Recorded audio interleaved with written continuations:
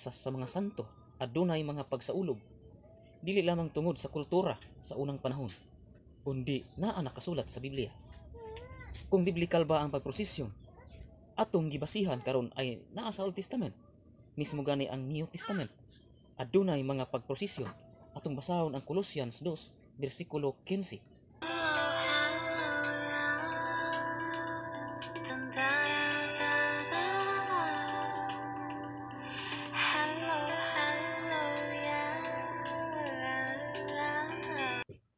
Maayong adlaw mga igsuon. Welcome na pud sa atong programa Pagtuki sa Kamatuoran.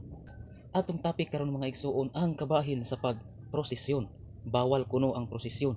Asa kuno gikuha sa Biblia ang pagprosesyon sa maong mga ribulto sa mga santos, ribulto ni Hesukristo o kang Mama Mary.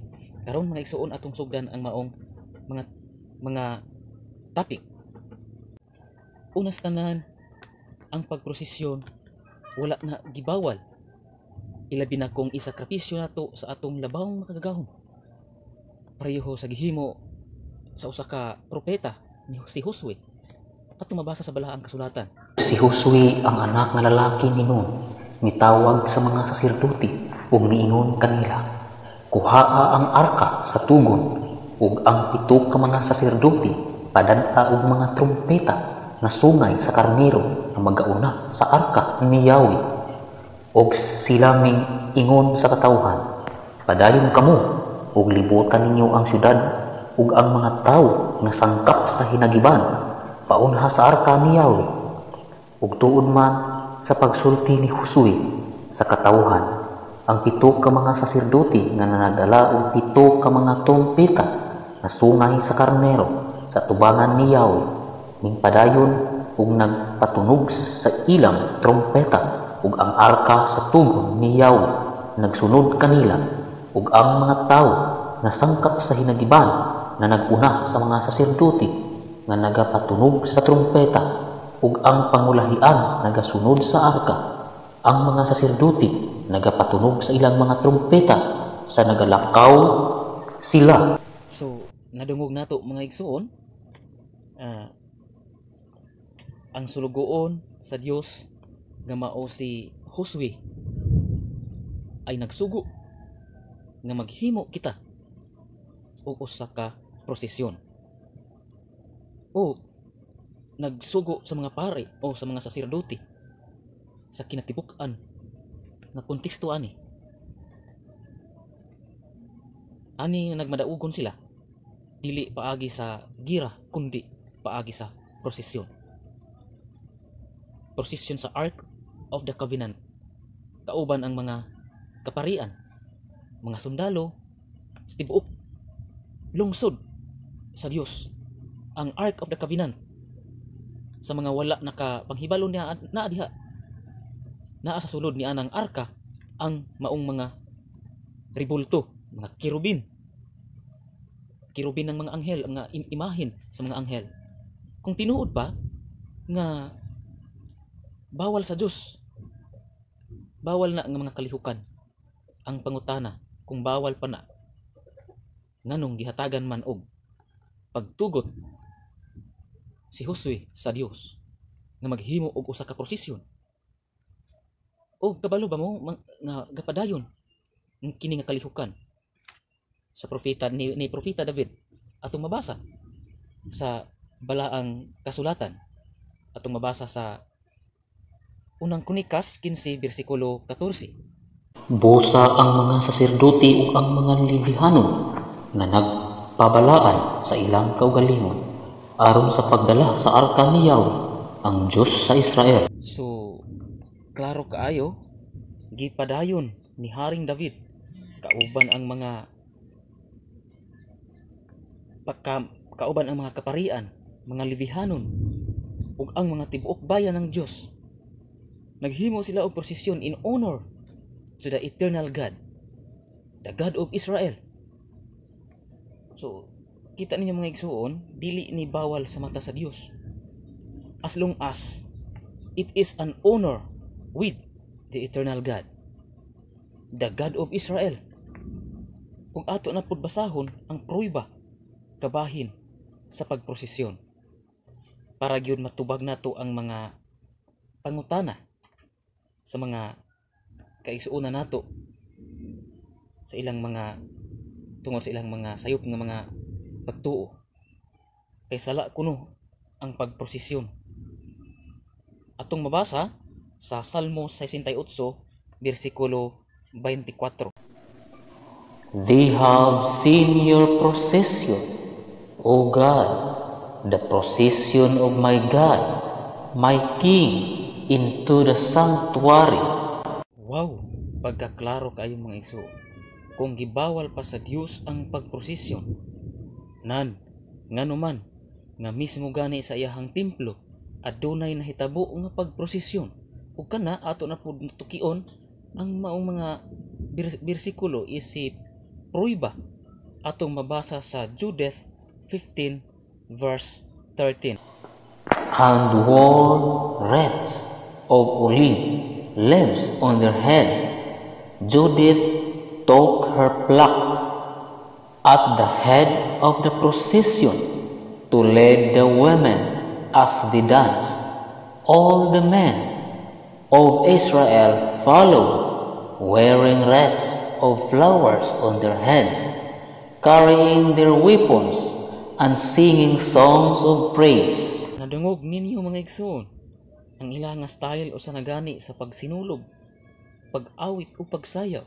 So mauna sa atong panahon karon sa fiesta sa mga santo adunay mga pagsaulog, dili lamang tungod sa kultura sa unang panahon, kundi naa nakasulat sa Biblia. Kung biblikal ba ang pagprosesyon atong gibasihan karon ay naa sa Old Testament, mismo gani ang New Testament adunay mga pagprosesyon. Atong basahon ang Colossians 2 bersikulo 15. And on that cross, Christ freed himself from the power of the spiritual rulers and authorities. He made a public spectacle of them by leading them as captives in his victory procession. So karon nadungog usab nato sa New Testament mga mas nisamot na ay victory procession ang gihimo sa atong Ginoo Hesukristo. Ato usang basahon ang ikaduhang talata. 2 Corinthians verse 2 chapter 2 verse 14. He was in the center of the procession, and the crowds all around him were shouting, "Praise God! Bless the one who comes in the name of the Lord." Nadungog ninyo mga igsoon. He was in the center of the procession. Nag-attend pagani og procession ang atong Ginoong Hesukristo. Og alang sa inyong kasayuran, mauni ang gitawag og Palm Sunday. Mao ang pag-welcome sa pagsulod ni Kristo dito sa syudad sa Jerusalem. So dili gid ay ni bawal alang sa inyo alang sa inyong kasayuran, dili gid ay ni bawal ang pagprosesyon. Dili bawal as long as in honor to him. Kung iprosesyon man nato ang iyang mga larawan, paagi sa mga balaan, kalihukan, dili na bawal sa kagustuhan sa ato ang Ginoong Hesukristo. Sa mga kirubin, mga rebulto nga balaan, dili na bawal sa mata sa Dios. So karon na tubag na nato ang maong mga pangutana ug asa gikuha sa Biblia ang mga maong kalihukan sa pagprosesyon sa matag fiesta ug uban pang mga kalihukan sa atong simbahan. Atong topic karon mga igsuon ang kabahin sa pagkaon ug dugo. sa mga pagkaon nga dugo nga giluto. Ato kaning pahayag ang kamatuoran o sorry sa mga laing pundok nga dili mo kaon og dugo. So wala tay personalan mga kaigsuonan, prinsipyo lamang. So ato ang kung basihan nato ang Biblia, aduna may mabasa nato dito kabahin sa dugo, pero magdepende sa pag-interpret. Kaya kung basihan nato ang mga gipangwali ni Hesukristo, wala gyud niya gi-specific nga bawal kaunon ang dugo. Mas ipakaon pagani niya ang dugo, simbolo sa pag dawat nato sa iyahang dugo ug lawas. Ug kana kabahin kana sa mga alang sa mga pundok nga mukaon lang ug dugo, so naa sa tay basihanan.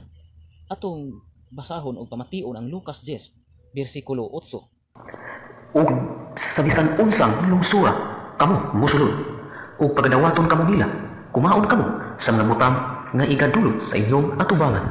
So nadungog nato mga igsoon ang giingon sa San Lucas 10 bersikulo 8 nga tanan nga igadahan nga grasya ato kanang pagadawaton sa maayong pagpasalamat. So kanang giingon nila nga bawal kaunon ang dugo, kung basihan nato ang ato ang panglawas o sa health, siguro aduna may mga posibilidad nga makahatag og sakit depende sa klase sa mananap nga giihaw o lutoon ng dugo. Pero basihan nato ang Biblia, mas daghan ang giingon ni Hesukristo nga pangaon kamo sa tanan nga kutob nga igadahan kaninyo. So o kana atong basihan na pod, ato na pong mangita na po taglain nga mga talata o bersikulo, mga basihanan alang sa pagtuki ra gyud sa kamatuoran nga pwede kaunon ang dugo. Basta pagkaon lang. Atong basahon ang basahon or pamation nato ang Juan 6 bersikulo 53. Busa si Jesus miingon kanila, sa pagkamatuod, nagaingon ako kaninyo, gawas kung kamo mukaon sa unod sa anak sa tao ug moinom sa iyang dugo, wala kamoy kinabuhi diha kaninyo. So kita ninyo mga igsoon, giingon ni Kristo, anay gani kitang mukaon ug moinom sa iyang dugo. So kana siya sambingay na siya sa pagdawat diha ni Kristo bilang Dios, anak sa Dios. Ug makita sa nato sa natong nga Katoliko, atong makita kana nga mga pulong sa Juan 6 bersikulo 53 paagi sa santos nga misa sa Eucharistia. Ato nato makita ang pagbahin-bahin, pagpikas-pikas sa tinapay ug pag-inom sa bino, simbolo kana sa dugo ni Hesukristo. So kung basihan nato ang Biblia, mismo gani ang dugo ni Hesukristo iya gani ipakaon alang sa atong kaluwasan. Kinaman giingon sa Bible, ang pagkaon wala nagabase sa kaluwasan. So naa di nato dili daw makapahugaw pa nato ang kalanon, kay ang kalanon rekta lang sa atong tiyan, dili masulod sa atong kasing-kasing. Atong lang taon basahon ang pahayag ni Hesukristo. Aduna tay mga basihanan ato ang basahon ang upamation ang Marcos 7 bersikulo 19. Kay wala makasulod sa iyang kasing-kasing kun dili sa tiyan ug nagagula sa dapit nga hilit. Kini giingon niya nga nagahimong malinis sa tanang makaon. Okay, kita ninyo mga igsoon, nadungog nato. So ang komunikasyon parte sa to ang kinabuhi. Ang komunikasyon ngadto sa atong Dios mao ang atong kasing-kasing ug huna-huna. So sa giingon sa Bible, ang pagkaon wala gabasi sa kaluwasan. Ngano man? Wala na makasulod sa kasing-kasing sa tao, kundi sa tiyan ug nagagula ngadto sa hilit. So wala na gi pagawas ng dayon. Kay kung basihan kay kung tuuhan nato ang giingon na bawal kaunon ang dugo, nakalapas kita sa balaod sa Bible nga giingon ni Hesukristo, pangaon kamo sa tanan nga igadahan sa inyong atubangan.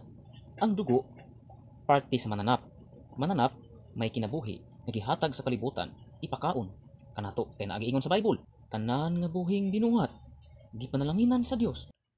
Og dinhi na lang ko kutob, ayaw kalimot sa pag-like, share, and subscribe. Thank you for your watching and listening. I am not worthy to be called Catholic if I cannot defend my faith.